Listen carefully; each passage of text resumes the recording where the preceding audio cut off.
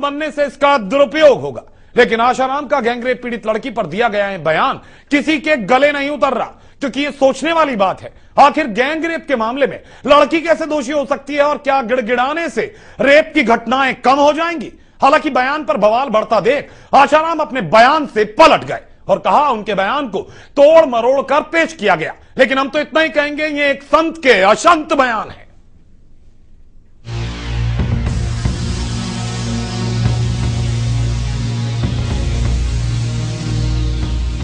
Delhi gangrape मामले में अजीबोगरीब बयान देने वालों की लिस्ट दिन पर दिन लंबी होती जा रही है। अभी तक तो इस मामले में केवल नेता या सामाजिक संगठनों के लोग ही गैर जिम्मेदाराना बयान दे रहे थे, लेकिन अब इस लिस्ट में एक और नाम जुड़ गया है। हमेशा विवादों में घिरे रहने वाले संत आसाराम बापू ने गैंगरेप मामले में एक विवादित बयान दे दिया है। आसाराम ने दिल्ली गैंगरेप में आरोपियों के साथ साथ गैंगरेप में पीड़ित लड़की को भी जिम्मेदार बताते हुए कहा कि ताली एक हाथ से नहीं बजती बल्कि दोनों हाथों से बजती है।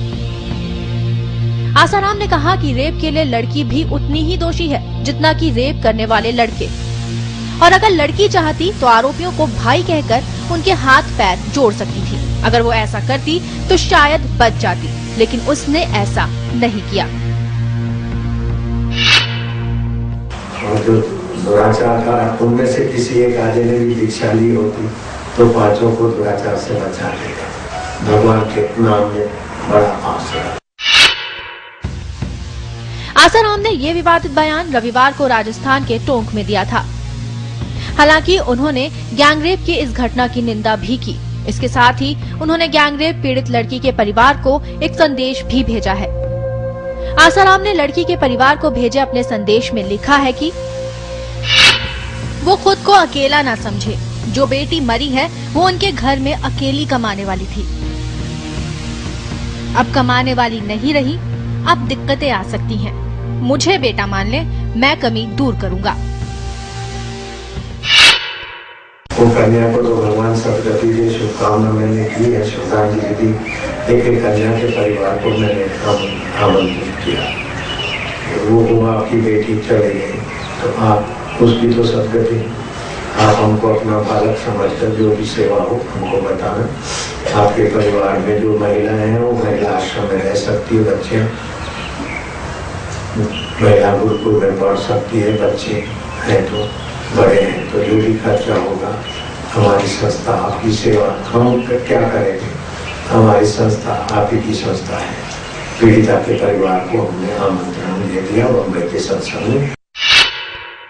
देश में हर तरफ जहां गैंगरेप मामले में आरोपियों को फांसी देने और रेप के खिलाफ कड़े कानून बनाए जाने की मांग उठ रही है, वहीं आसाराम बापू ने रेप के लिए तैयार किए जाने वाले कड़े कानून का विरोध किया है। आसाराम के मुताबिक कानूनों का सिर्फ दुरुपयोग होगा और इससे असली आरोपी बच जाएंगे, और अगर ऐसा कड़ा कानून बन जाए तो पुरुषों के साथ पूरे समाज के लिए ये गलत होगा, क्योंकि सजा पाने के बाद कोई माँ और बहन ही रोएगी। आसाराम बापू के गैंगरेप मामले पर बयान आने के बाद उसका विरोध भी शुरू हो गया है। बीजेपी समेत सभी सियासी पार्टियों ने आसाराम के बयान की निंदा की है। Again, I will say the same thing. Political leaders, including religious leaders, should give serious thought before what they speak out. Asaram Bapu जी जैसे व्यक्तित्व को इस तरह का सुझाव देते हुए कुछ ना कुछ जिसे कहते हैं कॉमन सेंस, उसका ख्याल रखना चाहिए था। ये ना केवल निंदाजनक बयान है बल्कि बचकाना है और इस पे हंसी आ सकती है और दुख व्यक्त किया जा सकता है। आसाराम जी एक बड़े आध्यात्मिक गुरु हैं और वो जानते होंगे कि हिंदू चिंतन में देश की नारी को एक सम्मानजनक स्थान दिया गया है और भारत के संविधान में भी देश के पूरे नारी समाज को बिना किसी भेदभाव के एक सम्मानजनक समानता का स्थान दिया गया है। ऐसी परिस्थिति में उनकी ये टिप्पणी कि उसको उनके सामने आग्रह करना चाहिए था, प्रार्थना करनी चाहिए थी, इससे बड़ी पीड़ा की बात क्या हो सकती है? हम इसे बिल्कुल उचित नहीं मानते। इससे पूरे समाज को क्लेश हुआ है और ये हम अपेक्षा करेंगे कि आसाराम बापू जी अपने इस बयान को पुनर्विचार करते हुए वापस लेंगे। शायद देश के लिए और समाज के लिए अच्छा रहेगा। ये पहला मौका नहीं है जब आसाराम बापू ने किसी मुद्दे पर विवादित बयान दिया हो, लेकिन दिल्ली गैंगरेप जैसे संवेदनशील मुद्दे पर आसाराम का ये बयान शर्मनाक है। एक संत होते हुए इस तरह के बयान देना आसाराम जैसे संत को शोभा नहीं देता। आसाराम इससे पहले भी विवादों में रहे हैं। एक सत्संग के दौरान उन पर एक पत्रकार के साथ मारपीट का भी आरोप लग चुका है। इतना ही नहीं, आसाराम पर पहले ही उनके आश्रम में हुई 2 बच्चों की मौत का मामला भी चल रहा है। एक संत होते हुए इस तरह के बयान देना आसाराम की पुरानी आदतों में शामिल है।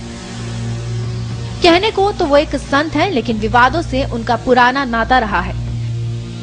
गैंगरेप मामले पर दिए उनके बयान से एक संत होने के बाद भी आसाराम की मानसिकता का पता चलता है। Bureau report, MH1 news.